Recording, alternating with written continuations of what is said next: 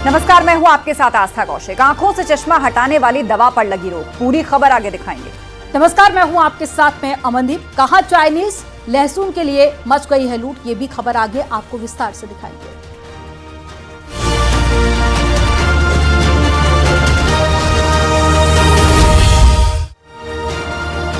जिस आई ड्रॉप प्रेसबू के बारे में दावा किया जा रहा था कि इससे नजर का चश्मा हट जाएगा, लेकिन अब ड्रग कंट्रोलर ऑफ इंडिया यानी डीजीसीआई ने उस पर रोक लगा दी है। वहीं एंटोड फार्मास्यूटिकल आई ड्रॉप के निलंबन को अदालत में चुनौती देने की योजना बना रहा है।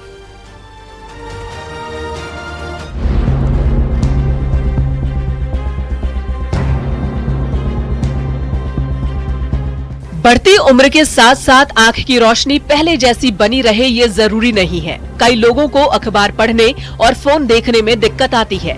इसी परेशानी को दूर करने के लिए पिछले हफ्ते मुंबई में एंटोड फार्मास्यूटिकल्स ने एक आई ड्रॉप प्रेस वीयू को लॉन्च किया था।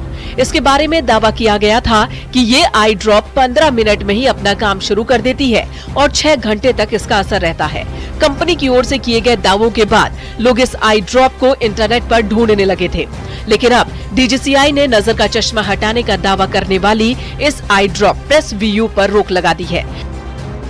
पहले दवा नियामक ने इसकी मंजूरी दे दी थी, लेकिन कंपनी के भारी भरकम प्रचार के बाद इस ड्रॉप को बनाने और बेचने पर अगले आदेश तक रोक लगा दी गई है। इसका प्रचार ऐसे किया जा रहा था मानो हर कोई इसका इस्तेमाल कर चश्मा हटा सकता है। प्रेसव्यू आई ड्रॉप्स काफी समय से चर्चा में है। पहले मंजूरी को लेकर और अब डीसीजीआई ने एक बड़ा एक्शन लिया है और इस पर रोक लगा दी है। डीसीजीआई का कहना है कि सेंट्रलाइजिंग अथॉरिटी से जरूरी जो परमिशन है वो नहीं ली गई है और कहीं ना कहीं ऐसा करने से 2019 के प्रावधानों का उल्लंघन होगा। वहीं कंपनी का कहना है कि वो इसको लेकर कोर्ट जाएंगे। पायलोकार्पिन दवाई के रूप में ग्लोकोमा के लिए, काला मोतिया जिसे कहते हैं, उसके लिए बहुत समय से इस्तेमाल की जा रही है और पहले 2% कॉन्सेंट्रेशन में रहती थी। अब 1.25 के कॉन्सेंट्रेशन पे इसको इंट्रोड्यूस किया गया है। और ये दवाई कोई जादुई या नया आविष्कार नहीं है, ये बहुत समय से अवेलेबल रही है। इसके कुछ साइड इफेक्ट्स होते हैं जिसकी वजह से हम ग्लोकोमा में भी इसको बहुत कॉमनली इस्तेमाल नहीं करते हैं, जैसे कि सर में इस तरफ दर्द होना, आंख में लाली आना। बहुत रेयरली ये जो आंख का पीछे का पर्दा है उसमें वो कई बार टेयर्स भी क्रिएट कर सकता है और रेटिना डिटैचमेंट, जिससे कि पूरी दृष्टि जा सकती है। डीजीसीआई की ओर से कहा गया है कि कंपनी ने अपने दावों के लिए सेंट्रल लाइसेंसिंग अथॉरिटी से मंजूरी नहीं ली है। हालांकि कई डॉक्टर भी इसके दावों को लेकर सवाल उठा चुके थे। ये भी दावा था कि ये आई ड्रॉप आंख की पुतलियों के आकार को कम करके प्रेस बायोपिया का इलाज करती है। प्रेस बायोपिया तब होता है जब आपकी आंखें धीरे धीरे चीजों को करीब से साफ देखने की क्षमता खो देती हैं। ये कहना कि सारे चश्मे लगाने की बिल्कुल जरूरत नहीं रहती है इस ड्रॉप का प्रयोग करने से, वो पूरा क्लियर पिक्चर नहीं है इस दवाई की यूजेस को लेके। वो बहुत हद तक लोगों को एक फॉल्स सेंस ऑफ रिलीफ देता है कि इस ड्रॉप के बहुत ही आविष्कारी कोई नए जादुई बदलाव है। चांसेस हैं कि लोग इसको जाके अपने आप ही इस्तेमाल करने लग जाएं और ये सबसे ज्यादा चिंताजनक विषय है। दावों को new drugs and clinical trial rules 2019 के प्रावधानों का उल्लंघन बताया गया है। दिल्ली से न्यूज़ 18 के लिए फराह खान की रिपोर्ट।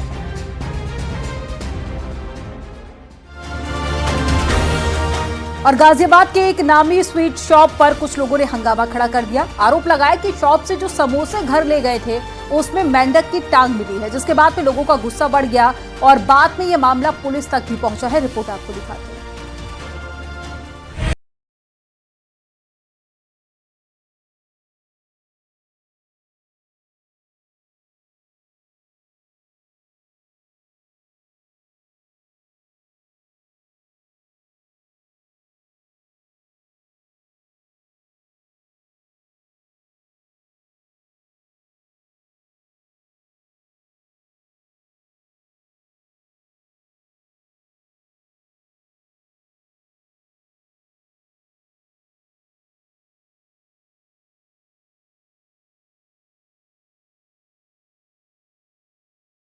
स्वीट शॉप पर पहुंचे और हंगामा शुरू कर दिया।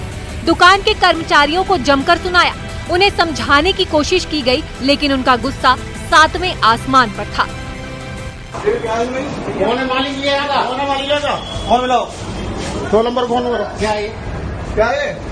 मेंढक की टांग निकली हुई है समोसे में मेंढक की टांग।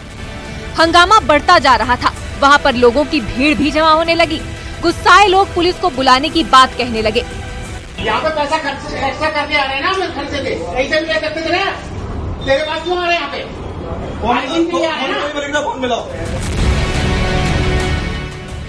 बाद में पुलिस और खाद्य विभाग की टीम भी मौके पर पहुंची। पुलिस ने दुकानदार को हिरासत में लिया। वहीं खाद्य विभाग की टीम ने सैंपल ले लिए। सैंपल को जांच के लिए भेजा गया। बाद में पुलिस ने शांति भंग करने की धारा में चालान भी कर दिया। भाई पूरे समोसे में मेंढक होएगा, ये सिर्फ टांग आई है। पूरे समोसे में मेंढक होएगा, गिर गया होगा तुरंत, कैसे गिर गया होगा? ऐसा पहली बार नहीं हुआ है जब इस तरह के मामले सामने आए हों। जून में मुंबई में आइसक्रीम को ऑनलाइन ऑर्डर किया था, तब उसमें कटी उंगली पाई गई थी। वहीं नोएडा में भी आइसक्रीम में कनखजूरा मिलने की बात सामने आई थी। जून में ही अहमदाबाद में सांभर में मरा चूहा मिलने की शिकायत की गई थी। एक कस्टमर ने ऑनलाइन चॉकलेट सिरप मंगाया था, इसमें भी मरा चूहा मिलने का। अभी हाल ही में ग्रेटर नोएडा से ढाबे में काम करने वाले शख्स का वीडियो वायरल हुआ था, जिसमें वो रोटी को तंदूर में डालने से पहले उसके ऊपर थूक रहा था। अब सहारनपुर से भी ऐसी घिनौनी हरकत सामने आई है। यहां भी एक होटल कर्मचारी ऐसा ही करता पाया गया।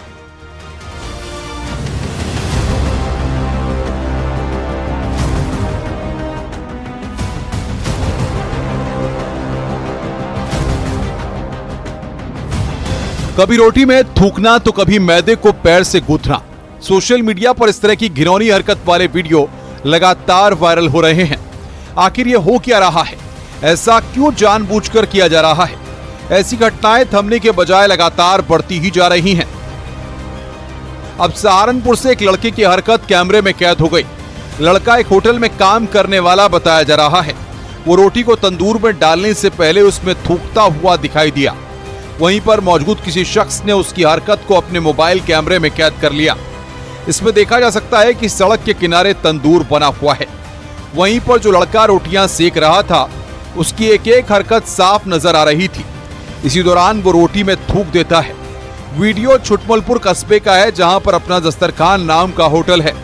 वीडियो सोशल मीडिया पर भी वायरल हो गया, जिसके बाद मामला पुलिस तक पहुंचा। पुलिस ने केस दर्ज कर आरोपी लड़के को हिरासत में ले लिया है, लेकिन लड़के के नाबालिग होने की वजह से उसे थाने से ही जमानत मिल गई। कहा जा रहा है कि होटल मालिक ने मामले को रफा दफा करने की कोशिश की, लेकिन कोई फायदा नहीं हुआ। वहीं कुछ दिन पहले ग्रेटर नोएडा से भी एक बेहद ही हैरान करने वाला वीडियो सामने आया।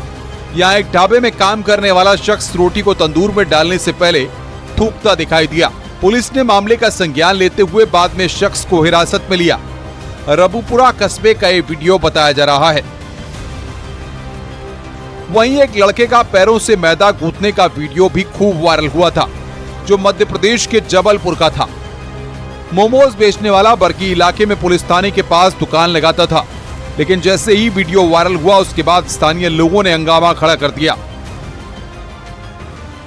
पुलिस से शिकायत की गई। इसके बाद पुलिस ने मोमोज बेचने वाले 2 युवकों को गिरफ्तार किया।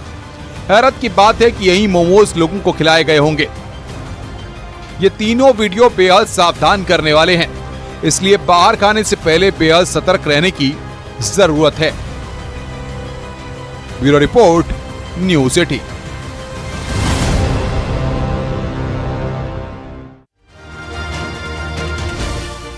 अभी हाल ही में ग्रेटर नोएडा से ढाबे में काम करने वाले शख्स का वीडियो वायरल हुआ था, जिसमें वो रोटी को तंदूर में डालने से पहले थूक लगा रहा था और ये वीडियो आपने देखा। चलिए अब बात कर लेते हैं महराजगंज की, जहां पर सटे भारत नेपाल सीमा पर इन दिनों चाइनीज लहसुन की तस्करी हो रही है।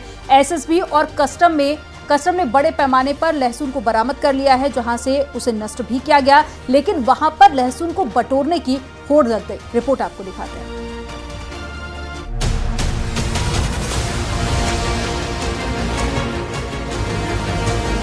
महाराजगंज नेपाल की सीमा से सटा है। कहा जा रहा है कि यहाँ बड़े पैमाने पर चाइनीज लहसुन को तस्करी कर भारत लाया जाता है, जो स्वास्थ्य के लिए बेहद ही खतरनाक माना जाता है। तस्करी की वजह है भारत में लहसुन की महंगाई। एसएसबी और कस्टम की टीम ने बड़ी मात्रा में चाइनीज लहसुन बरामद किया है, जिसके बाद उसे नष्ट करने के लिए गड्ढे खोदे जाने लगे। जैसे ये बात स्थानीय लोगों को पता चली, कुछ महिलाएं वहां पर बोरे लेकर पहुंच गईं और बाद में लहसुन को बोरों में भरा जाने लगा। चाइनीज लहसुन को खाने के लिए सिर्फ प्रतिबंध किया गया है, क्योंकि एक तो ये नेचुरल प्रोसेस नहीं है, इससे आर्टिफिशियल वे से और ग्रो कराया जाता है। दूसरी बात है, इसके कई साइड इफ़ेक्ट हैं, जैसे गैस्ट्राइटिस होना और पेटों में सूजन हो जाना, और इसमें जो नए उसमें आ रहे हैं कि जल्दी इसमें ख़राब होते हैं, तो इसकी वजह से इनकी जो फंगस भी इस पर ग्रो कर जाता है। वो अगर जाता है तो हमारे डाइजेशन और अदर सेहत के लिए हानिकारक होती हैं। लहसुन बाजारों के जरिए लोगों के घरों तक पहुंच रहा है। भारतीय लहसुन बाजारों में 250 से 300 रुपए किलो तक बिक रहा है। वहीं चाइनीज लहसुन की कीमत बहुत कम है। इसी वजह से बड़े पैमाने पर तस्करी कर लहसुन नेपाल से भारत लाया जा रहा है। पिछले एक महीने में काफ़ी कार्रवाई हुई है। कस्टम नौतनवा निचलौल की टीम ने काफ़ी निवारक कार्रवाई की है, जिसमें करीब 15-16 टन के आसपास जो है लहसुन पकड़ा गया है। और बॉर्डर पे बहुत सतर्कता भी बढ़ाई गई है। ये बात हम लोग को पता चली थी कि नेपाल में काफ़ी चाइनीज़ लहसुन डंप हुआ है, जो कि भारत आने वाला है। तो इस पर काफ़ी कार्रवाई हुई है, काफ़ी लहसुन पकड़ी भी गई है और उसी का डिस्ट्रक्शन की कार्रवाई। इसकी स्मगलिंग होती है, वो लोग ये बात नहीं जानते हैं कि ये हमारे हेल्थ के लिए बहुत ज़्यादा नुकसानदायक है। इसीलिए जो है इसको रोकथाम के लिए हम लोग बॉर्डर पे आजकल सतर्कता बढ़ाए हुए हैं। पुलिस के मुताबिक पिछले एक महीने में 130 क्विंटल से ज्यादा लहसुन की बरामदगी अलग अलग जगहों से की गई है। महाराजगंज से न्यूज 18 के लिए आशीष कुमार शुक्ल की रिपोर्ट।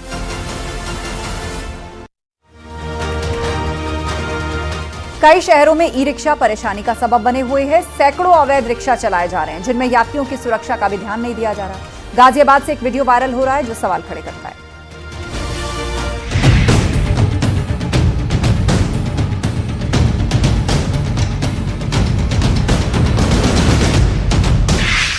सड़क पर ई रिक्शा फर्राटा दौड़ रहा है।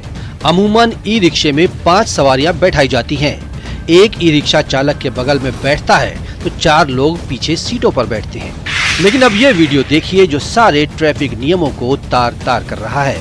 इसमें एक ई रिक्शे में चालक के साथ पहले से 5 लोग बैठे हुए हैं, लेकिन चालक ने रिक्शे के पीछे एक लकड़ी का फट्टा लगाया हुआ है और उसमें एक शख्स को बैठाया है।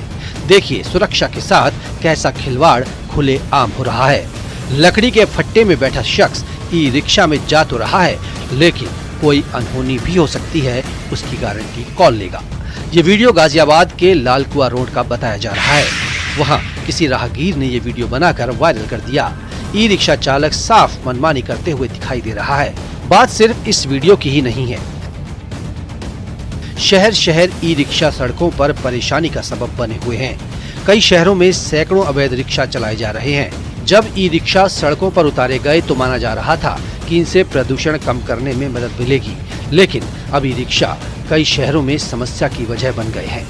ई रिक्शा चालक ट्रैफिक नियमों को तोड़कर सड़कों पर जाम की वजह बन गए हैं। कानपुर की बात की जाए तो कानपुर में करीब 25,000 ई रिक्शा है, लेकिन सैकड़ों ई रिक्शा रजिस्टर्ड नहीं है। नाबालिग बच्चे भी ई रिक्शा चलाते देखे जा सकते हैं, जो हादसों की वजह भी बन रहे हैं। प्रयागराज में भी सैकड़ों ई रिक्शे अवैध रूप से चल रहे हैं। यहाँ करीब 22,000 ई रिक्शा रजिस्टर्ड है, लेकिन हकीकत ये है कि इससे कहीं ज्यादा ई रिक्शा सड़कों पर दौड़ रहे हैं, जिसके कारण सड़कों पर जाम भी लग रहा है। गोरखपुर में भी ई रिक्शा को लेकर नगर निगम ने कई बार नियम कानून बनाने की कोशिश की, लेकिन रिजल्ट सिर्फ कागजों तक ही सीमित रहा। गाजियाबाद में ई रिक्शा की वजह से लोगों को भारी परेशानी का सामना करना पड़ रहा है। कहा जा रहा है कि गाजियाबाद में भी सैकड़ों रिक्शे अवैध तरीके से चलाए जा रहे हैं, जिनका रजिस्ट्रेशन नहीं हुआ। आम लोगों की शिकायतें भी बार बार आती रही हैं, जिसमें ई रिक्शा चलाने में उसके चालक की लापरवाही की बातें भी शामिल हैं। गलत तरीके से कमाई की जा रही है, लिहाजा अवैध ई रिक्शा पर लगाम लगाने की जरूरत है। Bureau report, news 18।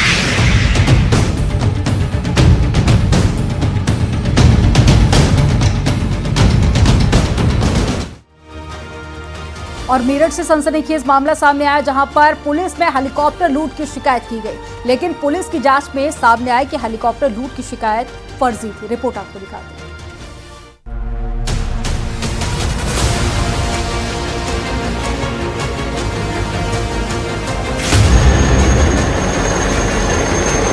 मेरठ में डॉक्टर भीमराव अंबेडकर हवाई पट्टी से हेलीकॉप्टर को लूटने की खबर मिलने के बाद पुलिस महकमे में हड़कंप मच गया था। लेकिन अब लूट की शिकायत को लेकर पुलिस ने खुलासा किया है कि वो पूरी तरह से फर्जी थी। पुलिस के मुताबिक एविएशन कंपनी के 2 पार्टनर के बीच में विवाद था। हेलीकॉप्टर मालिक और पायलट के बीच रुपयों के लेन देन को लेकर खींचतान चल रही थी। दरअसल आज से ठीक 4 महीने पहले 10 मई को परतापुर थाना क्षेत्र के हवाई पट्टी पर जबरन हेलीकॉप्टर लूट का आरोप था।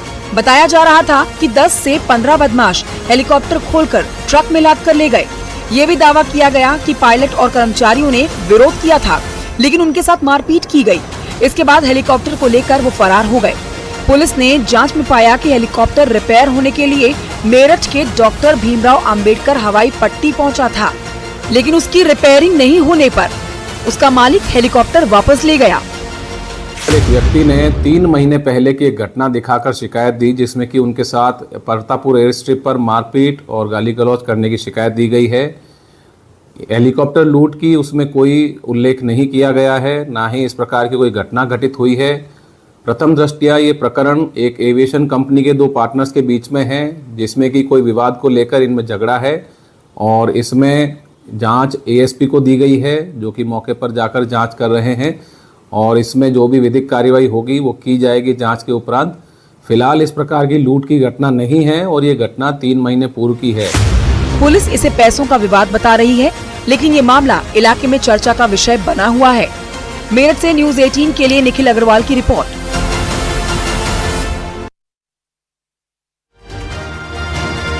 ब्रेक के बाद एक बार फिर से आपका स्वागत है। चलिए खबरों में आगे बढ़ेंगे। औरैया जिले के एसपी चारू निगम का गाजियाबाद पीएससी में ट्रांसफर हो गया है। आज औरैया में आईपीएस चारू निगम भावुक हो गई, उनकी आंखों में आंसू छलक पड़े। दरअसल आईपीएस चारू निगम वृद्धाश्रम में बुजुर्गों से आशीर्वाद लेने पहुंची थी। इसी दौरान वे बुजुर्गों से मिलकर भावुक हो गए और उनकी आंखों से आंसू बहने लगे।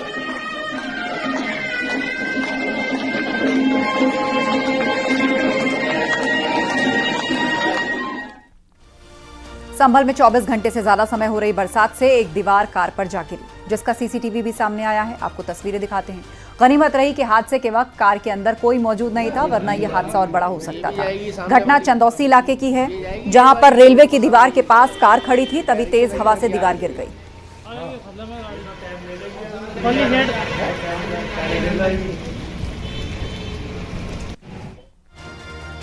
खबर अयोध्या से है, जहां पर भगवान राम के भव्य मंदिर में विराजमान होने का उत्साह इस साल के दीपोत्सव में दिखेगा। रामनगरी अयोध्या में इस साल होने वाला दीपोत्सव बेहद खास होने वाला है, जिसमें न केवल फिर से वर्ल्ड रिकॉर्ड बनाने का प्रयास किया जाएगा, बल्कि इस पूरे भव्य आयोजन को देखने के लिए 10,000 से अधिक अयोध्यावासी और श्रद्धालु के बैठने की व्यवस्था भी की गई है। 28 अक्टूबर से 31 अक्टूबर 2024 के बीच में दीपोत्सव कार्यक्रम का आयोजन प्रस्तावित है और राम की पैड़ी पर 25 लाख दीपों से वर्ल्ड रिकॉर्ड बनाए जाने की तैयारी। इसके साथ ही इस बार सरयू घाट पर भी आरती का नया रिकॉर्ड तैयार किया जाएगा, जिसमें 1100 संत धर्माचार्य मौजूद रहेंगे। राम की पैड़ी पे दर्शक दीर्घा का निर्माण चल रहा है। वहाँ पर लगभग 23 करोड़ रुपए का एक प्रोजेक्ट सैंक्शन हुआ था। उसके अंतर्गत वहाँ पे दर्शक दीर्घा और एक सेल्फी पॉइंट और उस परिसर की बाउंड्री वॉल का निर्माण किया जाएगा। वहाँ पर आपने देखा होगा कि जब दीपोत्सव होता है तो वहाँ पर बैठने की जो कैपेसिटी है वो काफ़ी कम रहती थी और हम लोगों को फिर काफ़ी जद्दोजहद करनी पड़ती थी कि कितने लोगों को वहाँ बैठाया जाए और कितने लोगों को एंट्री से रोका जाए। तो उसके दृष्टिगत ये एक प्रोजेक्ट प्रपोज किया गया था, माननीय मुख्यमंत्री द्वारा उसको सैंक्शन किया गया।